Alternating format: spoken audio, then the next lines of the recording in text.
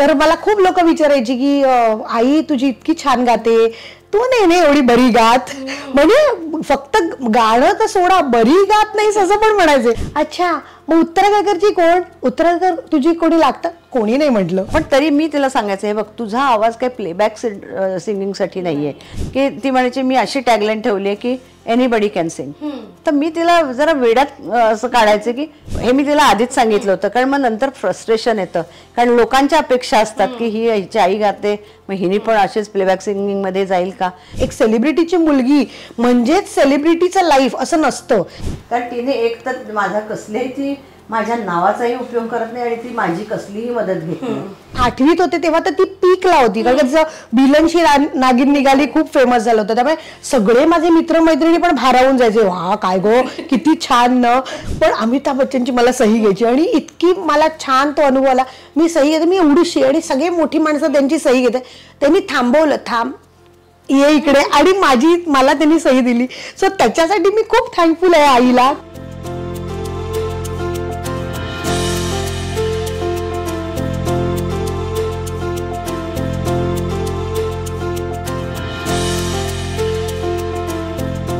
कशी आहेस मैत्रिणी, तुझी माझी हक्काची मैत्रीण मज्जा पेनची मी चित्राली आज कुणाला तरी खास असं भेटणार, आणि मी स्वतः या भेटीबद्दल इतकी उत्सुक आहे. मी इतका विचार करते, कुठेतरी भीती आहे, कुठेतरी एक आदरयुक्त भीती, हे सगळं एकवटून मी आज त्यांच्या घरी पोहोचले आहे. तर आज कोण आहे आपल्यासोबत, एक मायलेकींची जोडी आपल्यासोबत असणार आहे आणि त्यांच्याबरोबर खूप छान गप्पा होणार आहेत, मनमोकळ्या गप्पा होणार आहेत. तुझ्या माझ्यासाठी बऱ्याच गोष्टी त्यातून मिळणार आहेत. तर चल त्यांना भेटूयात. उत्सुकता, थोडीशी नर्वसनेस, असे सगळे मिक्स्ड फिलिंग्स घेऊन मी त्यांच्यासोबत बसले. सर उत्तरा केळकर आहेत माझ्यासोबत. कशा आहात तुम्ही? नमस्कार सर्व रसिकांना माझा हार्दिक नमस्कार. येस, आणि जसं मी म्हणते आता तर तुम्हाला कळलं असेल की मी मगाचपासून का आदरयुक्त भीती, नर्वसनेस असं सगळं म्हणते. यांच्यासोबत बसताना आणि त्यांच्या घरात आल्यानंतर माझी नजर समोर जिथे जाईल तिथे फक्त आणि फक्त अवॉर्ड्स आहेत, ट्रॉफीज आहेत. त्यांच्या कारकिर्दीची जी काय एक झलक मिळते ना ती त्यातून मिळते, आणि नंतर तुम्ही असे होतात की बाप रे, म्हणजे किती 50 वर्ष 52 वर्ष मला रेकॉर्डिंग्स गायला लागून झाली. बापरे. मग आज उत्तरा मॅम जेव्हा तुम्ही असे बघता या सगळ्याकडे, म्हणजे मी आता बघून तर मी तर भारावले, शब्द कमी पडतायत की काय बोलू, कसं बोलू. कसा राहिलाय हा प्रवास, कारण की 50 वर्षांच्या वरती गाणं, संगीत, तुमची गाणी आजही ऐकली जातात, तितकीच ती छान आहेत, क्लासिक आहेत. कसं पाहता याकडे? खरं तर खूप बदल झालेत संगीतामध्ये किंवा रेकॉर्डिंग टेक्निक्समध्ये खूप बदल झालेले आहेत, किंवा गाण्यांच्या चालींमध्ये पण खूप बदल झालेले आहेत. हे सगळे बदल पण पहिल्यांदा कसं होतं की आम्ही लाईव्ह रेकॉर्डिंग गायचो, की म्युझिशियन्स, गाणारे, कोरस किंवा रेकॉर्डिंग सगळं एका वेळी गाणं चालू असायचं. एक जरी काहीतरी मिस्टेक झाली, टेक्निकल मिस्टेक झाली, किंवा माझ्याकडनं काही चुकलं किंवा कोरसचं चुकलं किंवा रेकॉर्डिंगमध्ये काहीतरी मिस्टेक आली, तर लगेच तो टेक परत पहिल्यापासून घ्यावा लागायचा. हे साधारण 90-92 पर्यंत चाललं होतं. मी गायला सुरुवात केली साधारण 71 सालापासून, तर 1971 पासून. तर त्याच्यानंतर मग 90-92 पासून आधी ट्रॅक घ्यायला लागले, म्हणजे म्युझिक ट्रॅक घ्यायचा आणि मग गायक गायिका आपला आवाज डब करायचा हेडफोन लावून, ते म्युझिक ट्रॅक, आणि समोरचा अरेंजर असेल तो 1 2 3 4 द्यायचा, त्याप्रमाणे आपण सुरू व्हायचं, आणि ते सवयीने जमतंच. तर तसं मग डबिंग्स गायला सुरुवात झाली. पण पहिल्यांदा लाईव्ह रेकॉर्डिंग्स व्हायची, त्यामुळे खूप वेळ लागायचा. एक गाणं व्हायला 3-4 तास लागायचे. आता 3-4 तासात 2-3 गाणी रेकॉर्ड करून होतात, असं होतं. हा बदल आहे पुष्कळ. किंवा गाण्याची म्हणजे गाण्याच्या चालींमध्ये पण आता फरक पडलाय. जास्ती वेस्टर्नाइज होत चाललेलं आहे गाणं. मेलडी जराशी हरवत चालली. पण हे सगळ्याच म्युझिक डायरेक्टर बद्दल नाही म्हणता येणार. काही म्युझिक डायरेक्टर्स अगदी खूप मेलोडियस गाणी करतात, छान करतात. बनवा बनवी असेल, धूम धडाका असेल, हे जे मराठी सिनेसृष्टीची जी काही सोनेरी पानं असं म्हटलं जातं, त्यांच्यासोबत तुम्ही जोडल्या गेल्यात, त्या वेळेला जोडल्या गेल्यात, आणि अजूनही ते क्लासिक्स आहेत. म्हणजे अजूनही त्याच्याकडे बघितलं तरी ते जुने झालेले नाही, तितकीच मजा येते, तितकंच हे होतं. आज जेव्हा तुम्ही ते रिपीट बघता तेव्हा काय फिलिंग असते? नाही, मस्त वाटतं. आता एक गंमत सांगते तुम्हाला. सचिनजींची बनवा बनवी किंवा कुठचा नवरा माझा नवसाचा आत्ता अलीकडचा. तर बनवाबनवी जेव्हा माझ्या कारकिर्दीला 50 वर्ष पूर्ण झाली तेव्हा बरेचसे गाणारे लोक गायक गायिका आले होते. सचिनजी पण आले होते. आणि सचिनजी आल्यानंतर त्यांनी एक असं सांगितलं मजेशीर, म्हणजे की ते म्हणाले तुम्हाला माहिती आहे का, मराठी चित्रपट संगीताच्या इतिहासात असं पहिल्यांदाच झालं की एका पुरुषाला बाईचा प्लेबॅक आहे. कारण मी बाईने त्यांना प्लेबॅक दिलेले ना. ही गोष्ट सांगितल्यावर सगळेजण खूप हसायला लागले. आणि नवरा माझा नवसाच्या गाण्याच्या आधी मला एकदा ते भेटले होते कुठेतरी एका प्रोग्रामला. ते म्हणाले मी एक नवीन पिक्चर करतोय नवरा माझा नवसाचा, तर त्याच्यात एक लावणी आणि ती तुम्हालाच गायची. तर म्हटलं जरूर. तर म्हणाले की ट्रॅक झाला की सांगतो. मग मी ज्या दिवशी ट्रॅक झाला त्यांचा त्याच्या दुसऱ्या दिवशी त्यांनी मला फोन केला आणि सांगितलं अमुक दिवशी रेकॉर्डिंगला या. तर मी रेकॉर्डिंगला गेले. मग चाल आधी पहिल्यांदा शिकले, मग गाणार. तर गायला लागले मी नवरा माझा नवसाची लावणी. तर ती चला जेजुरीला जाऊ, तर ती सुरुवात केली गायला. आणि तुम्हाला आश्चर्य वाटेल, अंतऱ्यापर्यंत येताना अंतऱ्याची सुरुवात करता करता ते रेकॉर्डिंग रूम मध्ये डान्स करत होते. त्यांना वेगवेगळ्या स्टेप्स सुचत होत्या. जशी जशी मी एक एक लाईन म्हणत होते तसे तसे त्यांना वेगवेगळ्या स्टेप्स सुचत होत्या डान्सच्या. तर हे बाई बघून मला खूप गंमत वाटली की ते चांगले डान्सर पण आहेत. तसंच महेश कोठारेंच्या पण पिक्चर्सना मी बऱ्याच गायलेली आहे. आणि आणखीन पण बरेच जवळजवळ 450च्या वर माझे पिक्चर्स झालेत, पण ते हिंदी मराठी आणि इतर भाषातले मिळून असं झालेले आहेत. खरंय. आणि जसं त्या म्हणतायत तसं की हे सगळे किस्से हे सगळे क्लासिक सिनेमाशी जोडले गेलेले आहेत. आणि हे जे आहे ना ते एन्सायक्लोपीडिया आहे आमच्यासाठी. कारण काय आम्हाला हे सगळं पडद्यामागचं किंवा तुम्ही जे केलेलं आहे ते काम आमच्यापर्यंत अशा पद्धतीने पोचतंय. अजूनही तुमच्याशी बोलता येते, अजूनही तुम्ही गायलेली तुम्ही केलेली ही सगळी कामं पाहता येतात. ते आपल्यासाठी खरंच एक वेगळी पर्वणी ठरते. पण उत्तरा मॅम अनेकदा असं म्हणतं की एक स्त्री म्हटल्यावरती या इंडस्ट्रीत वावरताना बऱ्याच गोष्टींना सामोरं जावं लागतं. मग वेळा असतील कामाच्या, तुम्ही जेव्हा करिअर सुरू केल्यानंतर मग तुमचं लग्न, मग तुमचा संसार, मग लेख, असं सगळं करताना स्त्रीला काही गोष्टी चुकत नाहीत. म्हणजे कितीही काही म्हटलं, मग ती ऑन्ट्रप्रनर असेल, घरात एक होममेकर असेल, तरी काही ती ही चौकट असते ती असतेच. मग तुम्ही ती तारेवरची कसरत तुम्ही कशी मॅनेज केली? बिकॉज एका वेळेला तुम्ही तुमच्या कारकिर्दीच्या पीकवर होता आणि तेव्हाच हे सगळं सुरू होतं. खरं म्हणजे मी गायला सुरुवात म्हणजे पिक्चर्स मध्ये गायला सुरुवात केली ती माझं लग्न झाल्यानंतर केली. त्याच्या लग्नाच्या आधी मी शिकतच होते. कारण मला क्लासिकल शिकत होते मी अनेक वर्ष. नंतर लाईट म्युझिक शिकत होते, गझल शिकत होते. तर हे शिकण्यातच माझा वेळ कितीतरी जात होता. किराणा घराण्याची गायकी मी शिकले, पंडित फिरोज दस्तूर आणि यशवंत देवजी आणखीन श्रीकांतजी ठाकरे यांच्याकडे मी लाईट म्युझिक शिकले. तर ते शिकण्यातच माझा वेळ जात होता. आणि नंतर मला छोटी छोटी रेकॉर्डिंग्स मिळत होती. पण सगळ्यात महत्त्वाची गोष्ट म्हणजे माझ्या माहेरी तर बॅकिंग होतच. माझ्या आईवडिलांनी मला शिकायलाच लावलं. म्हणजे एकीकडे मी डिग्री करत होते तर मी गाण्याचं पण कॉलेज करत होते. पण लग्नानंतर पण माझ्या मिस्टरांनाच एवढी आवड होती गाण्याची की त्यांनी मला उलट सांगितलं तुझं गाणं नुसतं घरात बसून गाण्यासाठी नाहीये, तुला बाहेर जाऊन गायलंच पाहिजे. आणि त्याच्यासाठी तुला काय एकदम चान्स मिळणार नाही, पण तू हळूहळू काय कर, स्वतःचे छोटे छोटे प्रोग्राम्स कर, टीव्ही रेडिओला गा. मी ऑडिशन पण रेडिओची दिली. आता मी टॉप ग्रेडची आहे आर्टिस्ट रेडिओ आणि टीव्हीची. तर तसं तू गायला सुरुवात कर. मग हळूहळू टीव्हीला बघून रेडिओला बघून तुला लोक बोलवायला लागतील. आणि त्याप्रमाणेच झालं त्यांनी सांगितल्याप्रमाणे की हळूहळू मी माझे छोटे छोटे प्रोग्राम सुरू केले.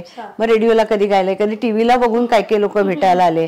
आणि असं करत करत मला पिक्चर्स मिळायला लागले. आणि मग एकदा मिळायला लागल्यानंतर मग अगदी खूप लोक मला खूप म्युझिक डायरेक्टर्स बोलवायला लागले. आणि घर तेव्हा काय असायचं, माझे मिस्टर, मी आणि माझी मुलगी. तर मिस्टर आर्किटेक्ट होते, तर त्यांचा स्वतःचा बिझनेस होता. ते आर्किटेक्चरल प्रॅक्टिस पण करत होते, इंटिरियर पण करत होते, डेकोरेशनचा बिझनेस. तर त्यामुळे ते ऍडजस्ट करू शकायचं. आणि त्यांचं ऑफिस अगदी शिवाजी पार्कमध्येच होतं. त्यामुळे असा कधी प्रॉब्लेम आला की खूप उशिरा माझं रात्री संपणारे रेकॉर्डिंग, तर ते मग गाडी घेऊन रात्री आणायला यायचे. आणि नंतर तर ड्रायव्हरच होता, गेली 35 वर्ष ड्रायव्हरच आहे. त्यामुळे पटकन ड्रायव्हरच माझ्याबरोबर असायचा. असं काय झालं की म्हणजे उशीर होणार असेल किंवा तो माझ्या बरोबरच असायचा, म्हणजे रेकॉर्डिंगला जाताना येताना वगैरे.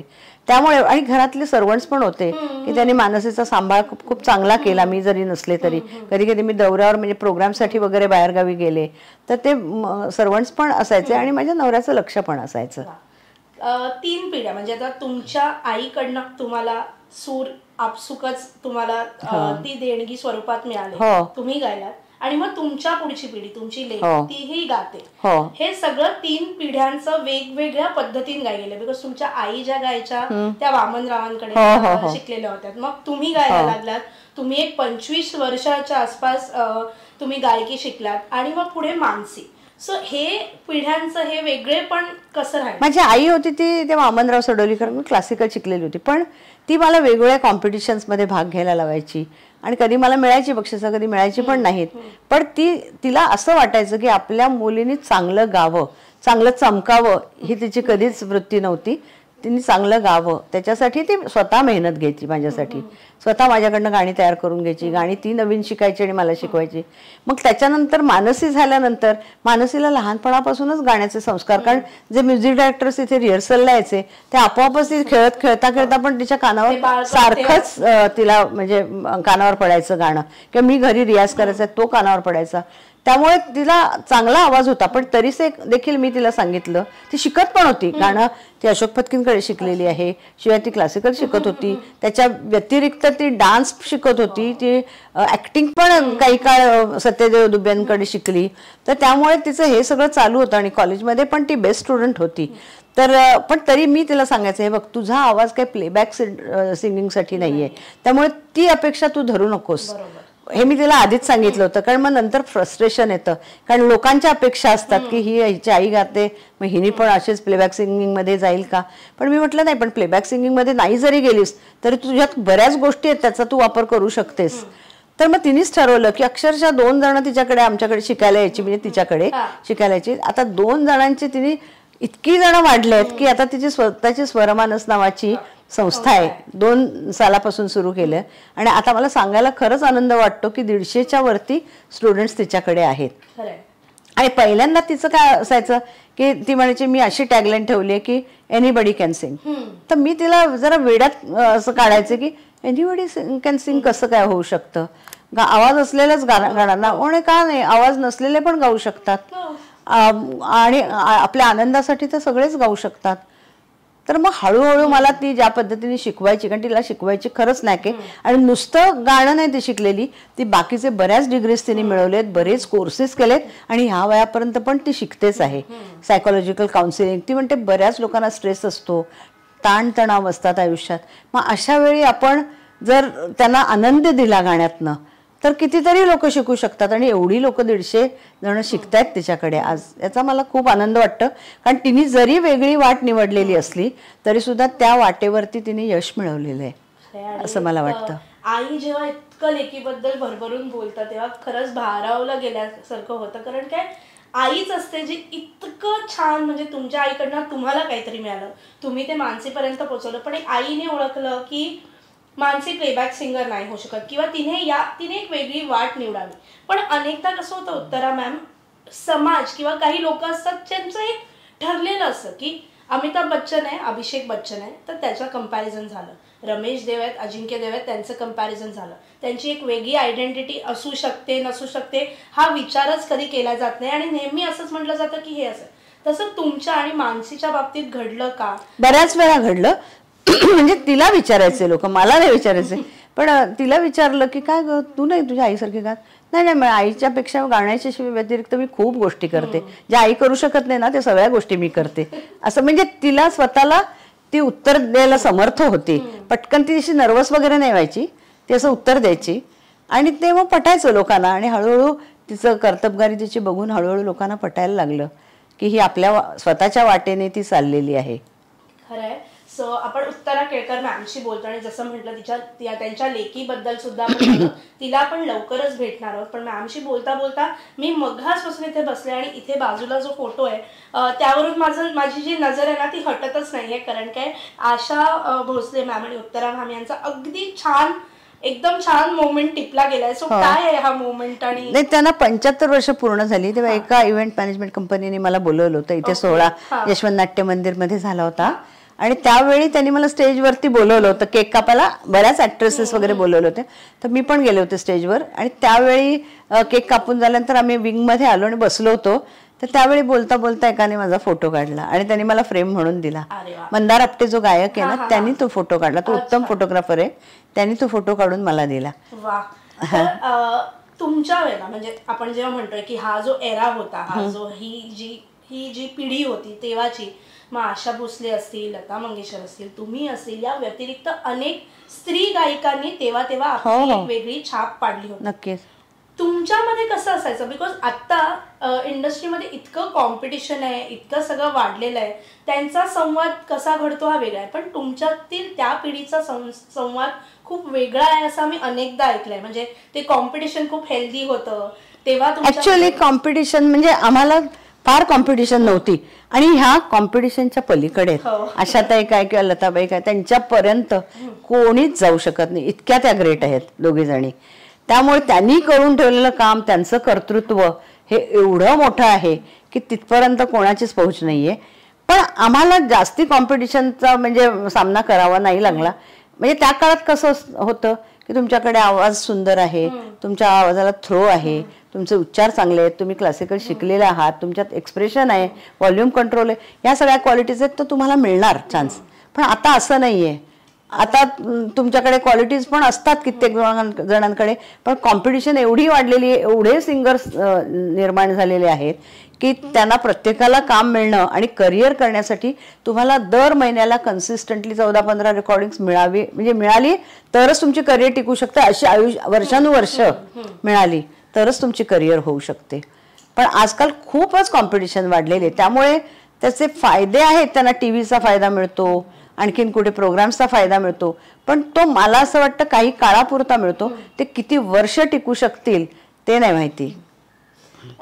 उत्तरा, स्त्री जसं आपण म्हणतोय की आपण आपल्या ज्या सगळ्या मैत्रिणी आहेत मज्जापिंच्या किंवा ज्या हक्काने आपल्याला पाहतात, त्या अनेकदा प्रत्येक जण आपली आपली एक लढाई लढत असतो. मग ती कुठलीही स्त्री असेल, आपल्याला तुम्ही जेव्हा हे करिअर 50-52 वर्षांचं तुमचं करिअर आहे, तुम्ही कुठल्या कुठल्या लढाया लढलात जे आज इथपर्यंत पोहोचलात? अनेक असतील तुमचे बॅटल्स, तुम्ही ते तेव्हा सर केले असतील, आणि आज जेव्हा मागे वळून पाहता तेव्हा एक स्त्री म्हणून मी जसं म्हटलं की खरं म्हणजे मला काय एवढा स्ट्रगल करायला लागलेला नाहीये. कारण माझ्या माहेरची पण परिस्थिती चांगली होती, माझ्या सासरची पण चांगली होती. म्हणजे काही लोकांना कसं मजबुरी म्हणून ह्या क्षेत्रात यावं लागतं की पैसा कमवावाच लागतो, कोणी कमवणारं नसतं, दुसरं काही अशा अडचणी असतात घरातल्या. तशा सुदैवाने माझ्या बाबतीत नव्हत्या. माझे मिस्टर चांगले आर्किटेक्ट होते, त्यांची प्रॅक्टिस चांगली चालली होती. म्हणजे असं नव्हतं की मजबुरी म्हणून मला काही करून गायलंच पाहिजे. त्यामुळे सन्मानाने जेवढी मला रेकॉर्डिंग्स फोनवर यायची तेवढी मी गायचे. मी कोणाला ऐकवायला पण गेले नाही, आणि ऐकवायला जाणं हे वाईट असतं असं अजिबात नाहीये. पण त्या काळात एवढी असं नव्हती. पण माझं टीव्हीवरती रेडिओवरती ऐकूनच लोकांनी मला बोलवलेलं आहे. आणि जर मी अजून ऐकवायला वगैरे गेले असते तर मला आणखीन मिळाली असती, पण मला ते करायचं नव्हतं. मला थोडंफार गायचं पण होतं, म्हणजे प्रोग्राम्समध्ये पण गायचं होतं, रेकॉर्डिंग्स पण करायची होती, शिवाय गाणं शिकवायचं पण होतं. ह्या सगळ्या गोष्टी मला करायच्या होत्या. अजूनही शिकवते, हो अजूनही शिकवते. तर त्यामुळे ह्या सगळ्यात मला रस होता. त्यामुळे मी असं ठरवलं की नाही, आपल्याला सन्मानाने जेवढी मिळतील रेकॉर्डिंग्स तेवढीच आपण घ्यायची. त्यामुळे मला असं काही कुठच्या बॅटल्स लढायला वगैरे नाही लागल्या. समाधान. आणि हिंदीमध्ये पण मी गायले. बप्पी लहरींकडे मी जवळजवळ 14 वर्ष प्रोग्राम्स करत होते त्यांच्याबरोबर. पण शेवटी मला पण स्वतःचे माझे हिंदी प्रोग्राम्स पण सलाम अशा मी आशा बहिणीवर करते, तर ते तसे प्रोग्राम्स मला स्वतःला करायचे होते की मला एवढी गाणी बसवायची होती, ती म्हणायची लोकांपुढे, तर त्याच्यासाठी तयारी करायला लागते. ते त्यासाठी मला वेळ हवा होता, म्हणून मी ते प्रोग्राम्स सोडले. उत्तरा केळकर यांना आम्ही कायम छान साड्यांमध्ये पाहतो, एकापेक्षा एक छान असं एकदम थोडकी ज्वेलरी. तुम्हाला तुमची फेवरेट साडी कोणती, कुठल्या पद्धतीची साडी? कारण काय स्त्री म्हटल्यावरती कुठली तरी एक साडी असते जी अगदी मनाच्या जवळ असते. असं नाही, मला साड्या आवडतात नेसायला, पण जास्ती करून सिल्कच्या आवडतात. सिल्कमध्ये ओरिसा मधले मला जास्ती आवडतात. ही पण ऑलमोस्ट त्याच असेल राईट. आणि ज्वेलरी पण अशी एकदम थोडी म्हणजे तुम्हाला पाहिल्यावरती काय, म्हणजे इथल्यापासून मी बघते की अगदी एकदम मिनिमल सगळ्या गोष्टी असतात. सो मग किती उत्तरा केळकर यांच्या कपाटात किती साड्या? नाही एवढं सांगता नाही, पण भरपूर आहेत. मला खूप आवडतात आणि ज्वेलरी पण मला खूप आवडते, साड्या पण मला खूप घ्यायला आवडतात. त्यामुळे अजून माझी हाऊस पिटलेली नाही, मी अजून घेतच असते. कोलंबो सारख्या एका कॉन्व्हेंट स्कूलमध्ये तुम्ही शिकलात. घरात महाराष्ट्रीयन मराठमोळे संस्कार, दादर सारख्या एरियामध्ये पुढे तुमचं सगळं संसार, हे सगळं एकवटून मुलगी या एरियात, ही जी असते ना, म्हणजे हे जे कल्चर डिफरन्स होता की कॉन्व्हेंट, घरचं मराठमोळं शिक्षण, हे सगळं, हे कल्चर डिफरन्स एक स्त्री म्हणून कसं काय सांभाळून नेला? नाही, मला असं काहीच वाटलं नाही. कारण काय माहिती, माझी आई पण सेंट कोलंबामध्ये शिकलेली होती, त्यामुळे तिथे जरी असं वातावरण असलं तरी सुद्धा घरात ब्राह्मणीच वातावरण होतं. आणि माझे वडील त्या काळात 44 सालात माझे वडील CA होते, आणि तरी देखील ते आमच्याकडनं संध्याकाळी संस्कृत पाठांतर करून घ्यायचे, आमच्या भावंडांकडनं किंवा आसपासची मुलं पण यायची शिकायला, आणि ते संस्कृत आम्हाला म्हणायलाच लागायचं. तेव्हा वाणी आपोआप स्वच्छ झाली. म्हणजे तेव्हा आम्हाला वाटायचं कंटाळा यायचा, पण आता वाटतं त्यांनी बरोबरच केलं, आम्हाला हे संस्कार दिले ते, त्यामुळे असं काही वाटलं नाही. तेच तुमचे संस्कार तुमच्या लेकीमध्ये आलेले आहेत. आणि आता जसं मी मगासपासून म्हणते की मानसीला आपण भेटणार आहोत, मानसीशी बोलणार आहोत, कारण काय तिने तिची एक वेगळी ओळख, तिची एक वेगळी वाट निवडली आहे. अनेकदा छाप पडलेली असते की जर एखाद्या ज्वेलरचा मुलगा आहे तर त्यांनी त्याचं ज्वेलरी शॉपच सांभाळावं, किंवा एखादा ऍक्टरचा मुलगा जेव्हा ऍक्टर बनतो त्याचे जे कम्पॅरिझन्स असतात. सो हे सगळं जे एका पिढीकडून दुसऱ्या पिढीतून येताना आपली एक वेगळी ओळख असू शकते अशी नावं फार कमी आहेत, आणि त्यातली मानसी एक आहे. आणि मुख्य म्हणजे ती सिंगेथॉन 28 ही कॉम्पिटिशन करते हल्ली, गेले 4 वर्षात आहे, 4था सीझन आहे. आणि त्याच्यात त्याचा हेतू असाच आहे की हौशी जी कलाकार असतात की ज्यांना कधी प्लॅटफॉर्म मिळालेला नसतो त्यांना मिळावा, त्यांना गाता यावं, त्यांना आनंद मिळावा, आणि त्याच्यातनं जे कलेक्शन होतं त्या कॉम्पिटिशनमधनं ते ती एखाद्या गरजू संस्थेला देते. आता ह्यावेळी ते शहीद कुटुंबाला देणार आहे. पण मला आश्चर्य असं वाटतं की इतकी 4 वर्ष मी बघते तर इतका भरभरून प्रतिसाद मिळतो की 250 जवळजवळ पार्टिसिपंट्स आता होते, आणि शेवटी तिला एंट्री बंद करायला लागते. म्हणजे ह्याचा अर्थ लक्षात येतो माझ्या की किती लोकांना गायची हौस आहे, आणि असं वाटतं. आणि त्यांचा आनंद मला खरंच बघायला आवडतो. जेव्हा मी फायनलला जाते बघायला, फायनललाच मी फक्त जाते, पण फायनलला बघितल्यानंतर असं वाटतं अरे किती आनंदाने हे गातायत आणि एन्जॉय करतायत हे, असं वाटतं. आणि मानसीचा पर्पज त्याच्यात सॉल्व्ह झालाय असं मला वाटतं की एनीबडी कॅन सिंग, बरोबर, सिंगिंग फॉर हॅपीनेस, हे तिचं ध्येय जे होतं ते पूर्ण होत आहे. तिचं स्वप्न होतं ते साकार होताना मला दिसतंय. तुमच्याकडनं सुरांचे संस्कार जे मिळाले ती अशा पद्धतीने वापरते, त्याचाही तुम्हाला आई म्हणून होणारा आनंद हा खरंच वेगळा असणार आहे. सो आपण मानसीला बोलूया आणि बघूया आता तिची साइड ऑफ द स्टोरी, तिचा प्रवास, तिचे स्ट्रगल्स, तिचं सगळं तिच्याकडून जाणून घेणार आहोत. उत्तरा मॅम सुद्धा असणारच आहे, पण मानसीला भेटणार आहोत आणि तिचं काय राहिलेला आहे हा सगळा प्रवास. एका फेमस किंवा एका प्रसिद्ध गायिकेची मुलगी म्हणून स्वतःचं करिअर, पण त्यातलं वेगळेपण जपताना तिने काय काय पाहिलेलं आहे, कसं कसं राहिलेलं आहे, ते सगळं जाणून घेऊयात, तिला भेटूयात. मगासपासून आपण म्हणतोय की आपण मानसीला भेटणार आहोत, उत्तरा केळकर यांची लेक आहे, हे सगळं फायनली मानसी आलेली आहे. हाय, कशी आहेस? मस्त, थँक्यू सो मच आज इथे आल्याबद्दल आणि मला संधी दिल्याबद्दल. ताई, आम्हाला हे बऱ्याच दिवस मला हे घडून आणायचं होतं, कारण काय आपल्या स्त्रियांमध्ये ना असं बऱ्याचदा होतं की बायकांमध्ये असं बरेचदा होतं की एकमेकींना सपोर्ट करणाऱ्या बऱ्याच जणी असतात, त्याच वेळेला मागे खेचणाऱ्याही बऱ्याच जणी असतात. सो आम्ही ना सपोर्ट करणाऱ्यांपैकी बनतोय, आणि जितकं करता येते, जितकं आम्ही म्हणतोय सारखं की मज्जा पिंक ही हक्काची मैत्रीण आहे, हक्काची मैत्रीण आहे. सो हक्काने आम्ही आज गप्पा मारतोय आणि काहीतरी वेगळं करायचा आमचा प्रयत्न आहे. सो उत्तरा मॅम यांच्यासोबत आम्ही खूप गप्पा मारल्या, त्यांच्याबद्दल आम्हाला जाणून घ्यायला खूप, आणि माझी जी आदरयुक्त भीती होती ती जराशी हलकीशी कमी झाली त्यांच्याशी बोलल्यानंतर. आता तर मानसी, तुझी जेव्हा मानसी उत्तरा केळकर असं जेव्हा नाव लागतं तेव्हा त्याच्या आपसुकच एक वलय निर्माण झालेलं असतं, त्याचे क्वेश्चन्स असतात, दिलेली तू जी उत्तर आहेत ती आम्ही पाहिलेली आहेत, पण तू ते डील कसे केलीस?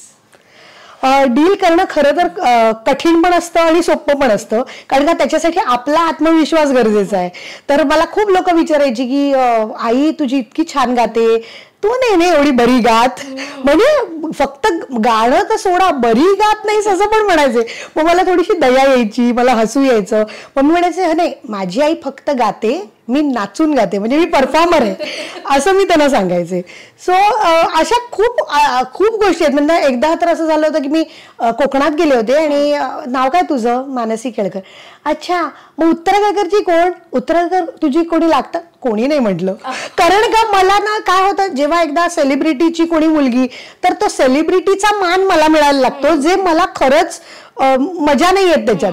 म्हणजे कारण का माझ्या आईने मला तसं सामान्य मुलीप्रमाणेच वाढवलंय, तर त्याच्यामुळे मला सामान्यच राहायला आवडतं आणि सगळ्या सामान्य लोकांशी पण भरपूर गप्पा मारायला आवडतात.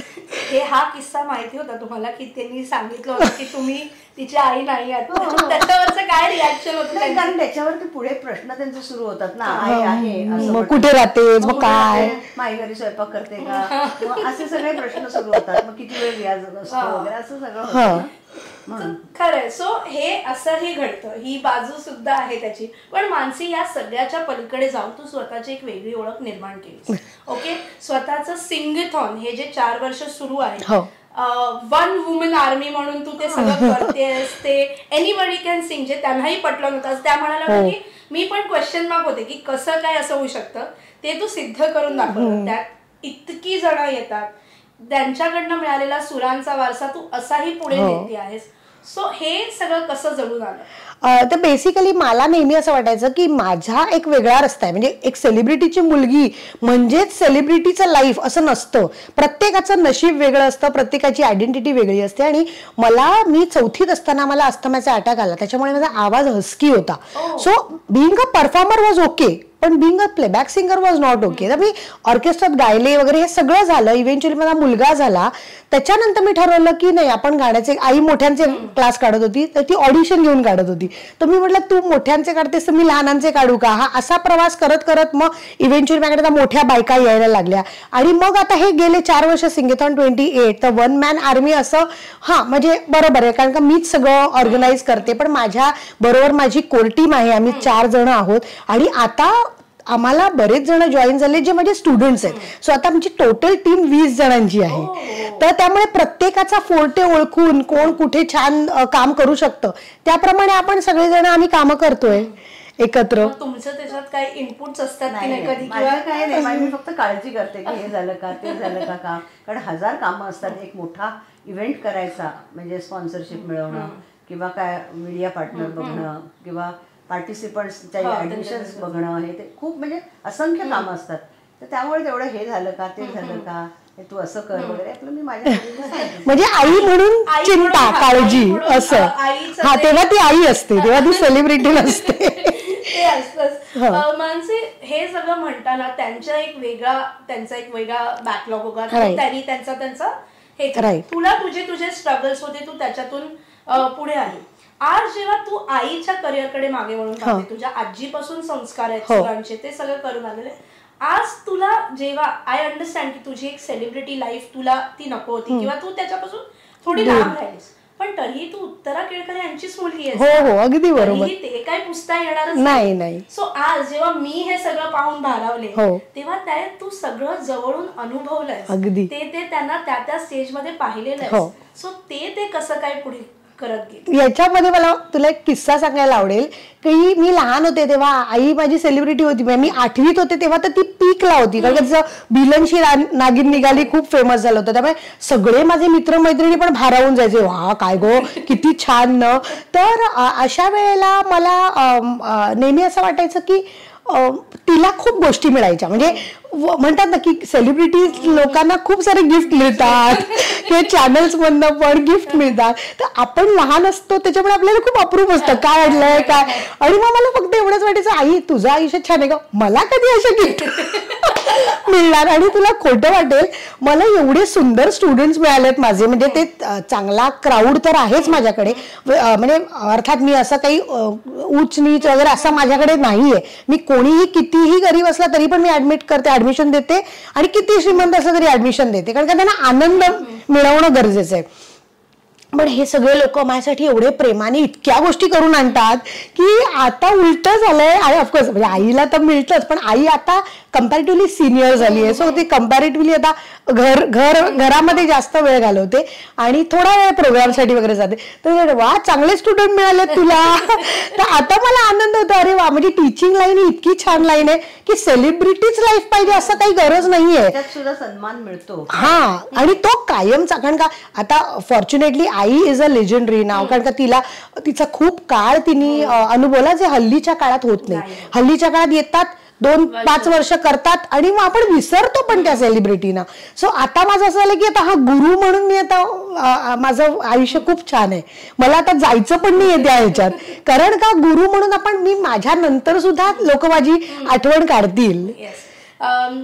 जसं तू म्हणालीस की तू परफॉर्मर्स, ती उत्तम तू नृत्य करायची. हो.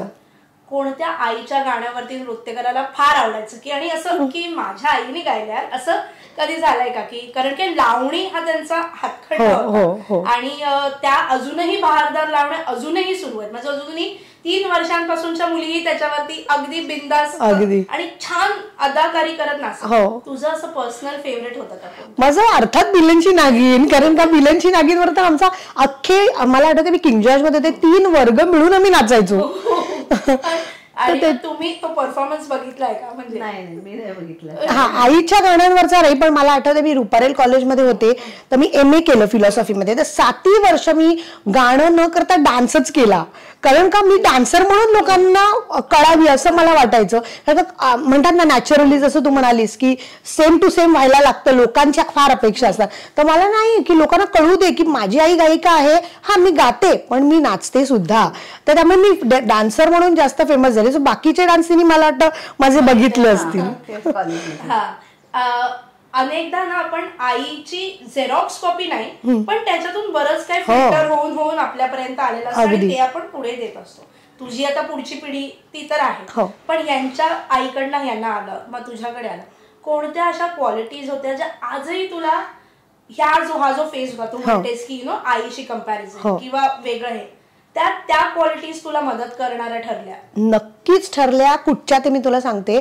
एकतर ते भयंकर ऑनेस्टी आहे, नंतर कुणाची हाजी न करता पुढे जायची तयारी आणि पाठीही राहायची तयारी. म्हणजे आता ती आली पुढे, जसं मी म्हटलं नशीब प्रत्येकाचं वेगळं असलं, तर मी माझ्या आईचं पण नाव नाही वापरलं. 21 वर्ष लागली मला लोकांपर्यंत पोचायला. सो हे एक.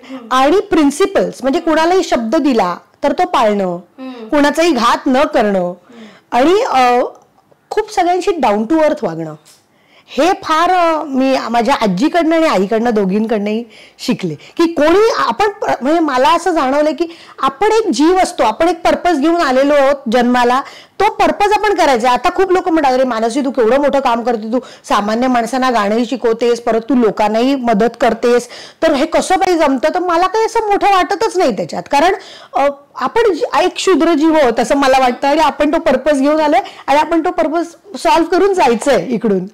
हे सगळं जेव्हा माणसी इतकी भरभरून बोलते तेव्हा आई म्हणून किती सुखावणार? खूप सुखावणार आहेच आहे.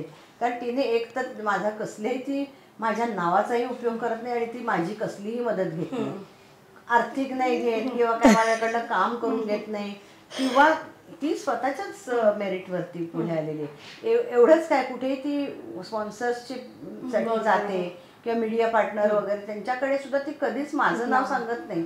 स्वतःची आयडेंटिटी तिने क्रिएट केलेली आहे आणि त्याच्या बळावरती ती काय जे स्पॉन्सर्स मिळवायचे हे ते, आणि मग काम झाल्यानंतर ती सांगते की माझी आई उत्तर करते असं. मी त्यांना मगाशी म्हटलं की तुमच्या साड्या ही तुमची आयडेंटिटी, तुमच्या म्हणजे उत्तरा मॅमना आम्ही साड्यांमध्ये पाहिलं आणि ती मिनिमलिस्टिक. तू किती साड्या ढापल्यास त्यांच्या आता? मी तुला खरं सांगू, माझ्या आई आणि माझ्यामध्ये मी फक्त तिच्या पोटी जन्माला आली आहे, पण बाकी खूप आमची खूपच आम्ही भिन्न आहोत. कारण का ती खूप फेमिनाईन आहे, हार्डवर्किंग आहे, थोडीशी रिझर्वड आहे आणि थोडीशी स्ट्रिक्ट आहे. पण मी बरोबर उलटी आहे. मला ड्रेसेसचं काही एवढं नसतं, कसेही घातले तरी मी कशीही मी हँडल करू शकते. फक्त मी माझा हसरा चेहरा हे फक्त माझं कॉमन आहे, जे मी मी माझं ठेवलेलं आहे की ही माझी identity. Smiling and Bing happy is my identity. आणि म्हणूनच मी हा हॅपीनेस स्प्रेड करण्यासाठी माझं हेच पर्पज आहे असं मी समजते. सो मी ढापलेला काहीच नाही. नाही वॉर्डरोब त्यांचं अगदी अगदी त्यांना भीती पण नाहीये की तू अगदी त्या बिंदास नाही. त्यामुळे मी कधी म्हणते अगं एवढे सेट्स तेही नाही निघाले. मग ठीक आहे, मग काही प्रॉब्लेम नाही. लहानपणी त्या जसं ते म्हणालीस की तू लहान असताना त्या पीकवर होत्या, अनेकदा ट्रॅव्हलिंग व्हायचं. त्या म्हणाल्या की अनेकदा घरी बाहेर हे सगळं असायचं. काय एक असायचं म्हणजे तुम्ही बाहेरून येताना असं काय होतं का की नाही आता मानसीला काहीतरी घेऊन जावं किंवा गिफ्ट, आणि एकदम बेस्ट अशी कुठली गिफ्ट आहे जे तुम्ही तिच्यासाठी असं आणलंय आठवणीने? आता अमेरिकेची ट्रिपला गेले कुठूनही मी आले ना दौऱ्यावर, ती बिचारी एक कॅडबरी चॉकलेट आणली एवढंच सांगायची. ती गरीब होते मी स्वभावाने, त्यामुळे कुठूनही आले तरी बाहेर एक होत चॉकलेट घेतलं म्हणजे उल्लू बनवले.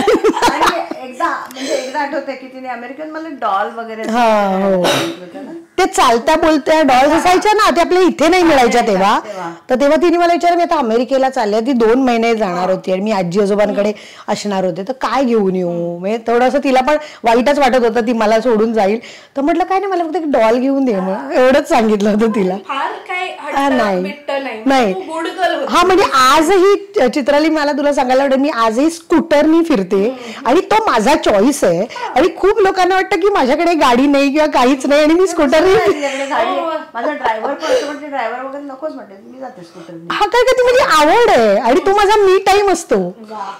सो आपण जसं म्हणतोय तसं त्यांनी त्यांचा संसार केला, तू पाहिलास, तू तुझा संसार करतेस. पण मी माझ्या असं नाही करणार, मी गाडीनेच जाणार. मी म्हटलं ना तिची आवड ही वेगळी आहे, माझ्या आवडी म्हणजे तिला गादीवर झोपायला आवडतं, मला खाली पण झोपायला आवडतं. गादीवर म्हणजे मला बेडवर झोपायला, हा मला कुठेही झोप लागते. तर जसं आपण म्हणतो की संसार आईकडनं काय टिप्स मिळाला जेव्हा हे संसाराच्या त्यांनी इतके सगळं सांभाळलं होतं आणि मग तू तुझ्या संसाराला लागलीस? हो नाही, काय असतं तिचे जे संस्कार आहेत ना ते माझ्यापेक्षा थोडेसे भिन्न आहेत. म्हणजे मी जे माझ्या मुलाला देते, ऑफकोर्स ऑनेस्टी प्रिन्सिपल असणं आपल्या लाईफमध्ये, हे जे बेसिक्स आहेत ते मी माझ्या मुलाला नक्की दिले. पण त्याच्या व्यतिरिक्त ती स्ट्रिक्ट होती आणि मी तेवढी स्ट्रिक्ट नाहीये. सो मी तसंच्या तसं, आणि बेसिकली ना मी आजी म्हणून टोन डाऊन झालेत की नाही स्ट्रिक्टच आहे. नाही लाड माझे पण केले असं नाही की नाही, पण तशी असं आजी म्हणून एकदम गरीब आजी असते आनंद भरपूर देणारी तशी नाहीये. देणार ती भरपूर, पण at the same time strictness तो आहेच. हा मग ठीक आहे ना, तो असायला. हो मी फारच सैल आहे, ते थोडंसं नाही पाहिजे. आणि एक आहे की तिचं आणि माझ्या मुलाचं नातं असं आहे की माझी आई सगळी म्हणजे ज्या काही अपडेट्स असतात, काय जगात चाललंय, कसं चाललंय, हे सगळं आई त्याला देते. हा कारण का ती अपडेटेड असते जास्त, आणि मग ती अक्षतला सांगते, ती त्याला जास्त सतर्क करते की कसं वागलं पाहिजे, कसं नाही वागलं पाहिजे. हे माझ्यापेक्षा तीच जास्त संस्कार देते. सूर तिकडे पण गेल्यात की नाही, म्हणजे पासॉन सूर आहेत पण आवाज तर अजिबातच नाहीये. पण मी माझं काही म्हणणं नाहीये, म्हणजे आवाज माझा स्वरमान असा बेसिकच फंडा हा आहे की म्हणजे मला असं वाटतं सामान्य बुद्धीच्या माणसाला जसं शिक्षण कंपल्सरी आहे, तर मला असं वाटतं की गाणं ही एकमेव गोष्ट आहे आपल्या आयुष्यातली की जी आपल्याला शेवटच्या श्वासापर्यंत उपयोगी पडते आणि साथ करते. तर मग आपण गाणं का नाही शिकावं आणि आपल्या आनंदासाठी का नाही गावं. तर हे माझं म्हणणं आहे. आणि मला नेहमी वाटतं खूप लोक एवढं शिकतात, इतकं काही काही करतात, पण आपलं आयुष्य हे सगळं रॅटरेस मध्ये जातं. तर ती रॅटरेस न करता आपण आपलं आयुष्य किती आनंदीपणे घालवतोय ह्याला जास्त महत्व आहे असं मला वाटतं. अगदी थोडक्यात पण खूप महत्वाचं सांगितलंय मानसीने, आणि मला ते पटलंय की रॅट रेस मध्ये अडकून न राहता आनंदासाठी काय करायचं ते करायचं. सो एक माय लेकींच्या जोडीशी मी जसं म्हणाले मगाशी, तसं इथे येताना बरेच मी म्हटलं मी मिक्स्ड इमोशन्स घेऊन आले होते. मी खाली चढताना सुद्धा, जिने चढताना सुद्धा मी अशी थोडीशी नर्वस होते, थोडंसं म्हणजे मी 2 दिवस बोलते त्यांच्याशी, तर मी म्हटलं की अरे बिकॉज मी त्यांच्या समोर बसणार होते. आणि नंतर मानसी आली आणि मानसीशी बोलताना मी अजून थोडे रिलॅक्स झाले. पण तुमची जी केमिस्ट्री आहे किंवा तुमची आई लेकींची जी केमिस्ट्री असते जे आहे ते सगळं आपण पाहिलं. अनेकदा असं होतं ना या सगळ्या आयुष्यात किंवा हे आपण जगतो किंवा एकमेकींना काही सांगायचं बोलायचं अनेकदा राहून जातं मग आपल्याला वाटतं की नको बोलूया चल नाही किंवा असं काही आहे का जे तुला त्यांना सांगायचंय किंवा तुम्हाला तिला सांगायचंय आजच्या या निमित्त जे आमच्या पाहणाऱ्या आई मुली असतील त्यांच्यासाठी सुद्धा ते काहीतरी घेऊन जाण्यासारखं असेल? आई तुला काय सांगायचंय मला? नाही रोज रात्री ती मला माहिती आहे की दिवसभर ती बिझी असते आणि तिला मी डिस्टर्ब करत नाही. रोज रात्री 10 वाजता मी फोन करते तिला आणि तेव्हा काय झालं, कसा गेला दिवस, काय झालं, खाल्लंच ना वेळच्या वेळी वगैरे असं सगळं विचारते मी त्यावेळी. हा म्हणजे बेसिकली हा हिशोब जसं म्हणतात ना की आई आणि मुलीमध्ये हिशोब नसतोच, अनकंडिशनल असतं. त्याप्रमाणेच ते आहे, हा तू मला फोन नाही केलास मग मी कशाला करू, हे असं काहीच नाहीये. फोन नाही केला तरी मी करते. हा सो आणि मला असं वाटतं की असं आमचं असं नातंच नाही, कारण मी लहानपणापासून तेवढी मोकळी होते की मी प्रत्येक गोष्ट तिला सांगायचे आणि ती सुद्धा जरा म्हणजे इन्स्ट्रक्शन्स ह्या जास्तच होतात मला की मी त्यांच्या काही मला सगळं माहिती आहे म्हणजे इतकी पुढचे विचार करून पण ती मला कित्येक गोष्टी सांगते की मी जर गेले तर इथे हे आहे इथे ते आहे. सो मी एवढं बोलू नको, मला मी शोधून काढीन. सो आई ही आईच असते आणि कोणी असेल म्हणजे उत्तरा केळकर असेल तरी आई ही आईच असते हे इथून सिद्ध झालेलं आहे. आपण आज आलो त्यांच्या घरी, त्यांनी खूप छान वेळ दिला, खूप मस्त गप्पा मारल्या आपण.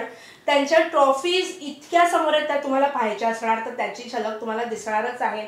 शिवाय हे याच्याबद्दल आम्ही बोललो, तुझ्यासाठी असे मोमेंट्स कधी होते की स्टार स्टक झाली की आईमुळे हे मोमेंट अनुभवायला मिळाला, असे कुठले मोमेंट्स लक्षात राहतात काय? नाही, मला असं वाटतं की आईमुळे मला खूप गोष्टी मिळाल्याच, पण मला ना त्याचं खूप जास्त अप्रूप नाहीये असं मला वाटतं.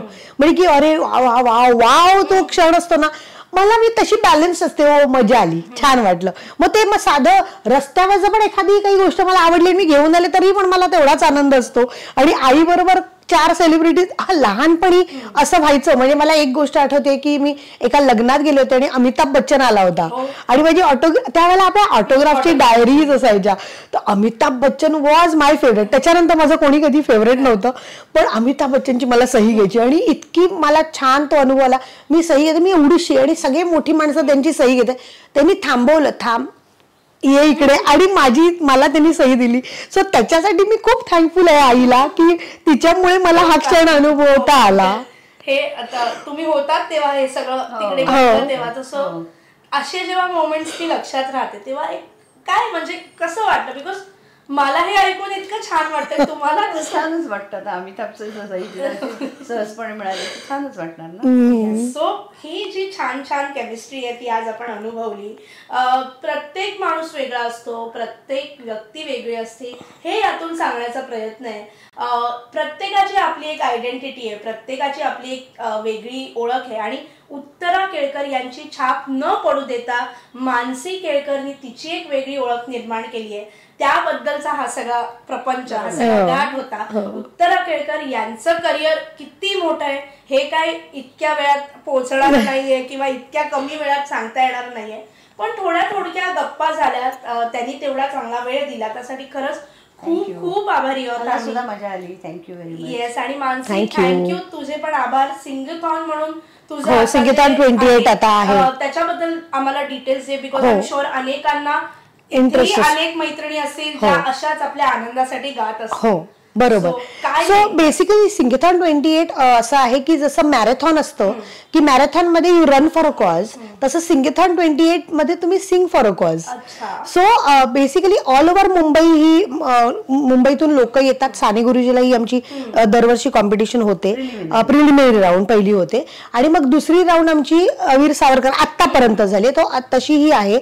आणि जसं म्हणतो ना की आपण जेव्हा मॅरेथॉन मध्ये पळतो तेव्हा आपण कोणासाठी तरी पळत असतो, कारण का मॅरेथॉन मध्ये पण कुठच्याही कॉजला हेल्प करतो, तर त्याच्यासाठी पण धावपटू असायची गरज नाहीये.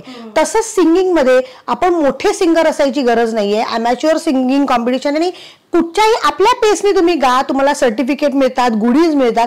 आणि मग त्याच्यातले चॅम्पियन अमॅच्युअर सिंगर्स हे आता 11 फेब्रुवारीला आमची 3 ते 6 वीर सावरकर सभागृहामध्ये फायनल्स असणार आहेत आणि त्याच्यासाठी आता आमचा मोठा घाट परत चालू झालाय, ते म्हणजे डोनर पासेस खपवणं. तर ते डोनर पासेस जर तुम्ही घेऊ शकलात तर तुम्हाला नक्कीच एक ऑर्केस्ट्राचा छान फील येईल. सेलिब्रिटीज आहेत, त्याच्यानंतर सेलिब्रिटी जजेस आहेत, वैशाली माडे आणि ऋषिकेश कामेरकर जजेस असणार आहेत आणि 17 जणांची कॉम्पिटिशन, 2 गटात आहे, एक मोठ्यांची आणि एक लहानांची. आणि त्याच्यासाठी त्यांना त्याच्यातले 3 आम्ही निवडणार आणि चौथा आम्ही बेसिकली पोलिंग ठेवलंय, म्हणजे viewers choice award, so that people are also engage. त्याच्यासाठी आमचा स्वरमानसचा ग्रुप आहे फेसबुकवर, त्याच्यात तिथे पोलिंग होईल. सो स्वरमानसचं नाव म्हणजे स्पेल करायला आवडेल मला, SWARMAANAS.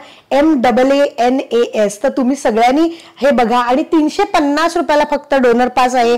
जर तुम्ही तो घेतलात तर मला खूप मदत होईल, कारण ह्या वेळेला आम्ही शहीद जवानाच्या कुटुंबाला देतोय आणि विनायक दळवी चॅरिटेबल फाउंडेशन आहे त्यांना आम्ही देणार आणि ते मग पुढे देऊ करणार. आणि लकी ड्रॉज आहेत, सो फक्त एक नाही, एक 5-6 तर नक्कीच असणार आहेत. सो मजा येणार आहे.